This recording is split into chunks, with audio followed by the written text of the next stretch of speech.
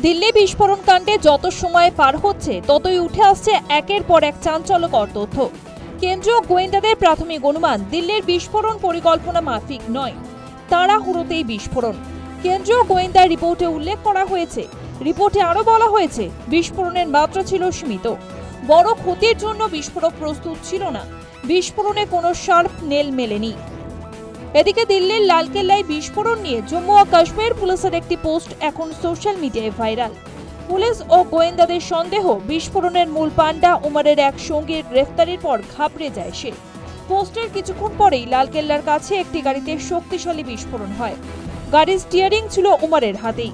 গ্রেফতারি এড়াতেই বিস্ফোরণ বলে মনে করছেন গোয়েন্দারা। এখানেই শেষ নয়, আরেকটি চাঞ্চল্যকর তথ্য প্রকাশ্যে এসেছে।